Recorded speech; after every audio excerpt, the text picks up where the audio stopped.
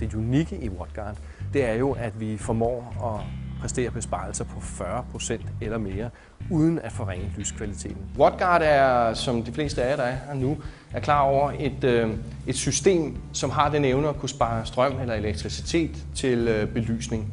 Og når det sker, så har det også en positiv indflydelse på CO2-udslippet, og det er jo det, jeg var inde på tidligere, at vi rammer lige ind i det sweet spot, der er, hvad det angår.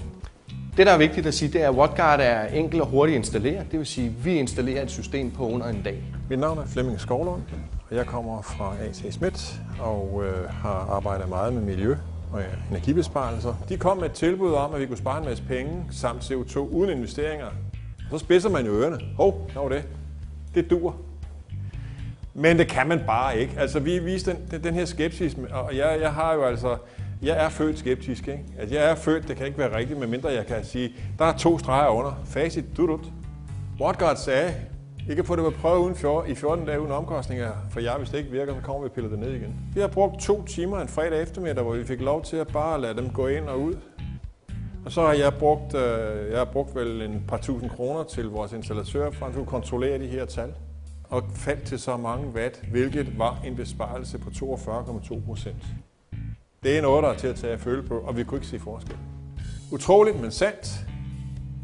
Og det vil jeg sådan set slutte af med at sige, at vores skepsis, den forsvandt. Nils Svendenius heter jag är professor i belysningsteknik i Sverige. Sådana har i stort sett alla produkterna varit innan, så därför var jag väldigt skeptisk. Jag blev kontaktad. Men jag har gått igenom det här med WattGuards folk och så har jag varit nere i Ungern och pratat med uppfinnarna, och efter de här samtalen och mätningarna så är jag fullständigt övertygad om, eller då är jag säker på min sak. Det här är rätt metod, den håller. Hvor simpelt kan vi gøre det her? Hvor enkelt er det at komme i gang? Og det er 4 skridt. Meget enkelt. Vi starter med at lave en undersøgelse ude på kunden, ude på installationen. Laver en måling af, hvad er det for noget strøm, vi har med at gøre? Hvad er det for en indgående spænding osv. osv. Hvor stort er forbruget? Hvor mange rør er der osv. Det får vi konstateret meget konkret.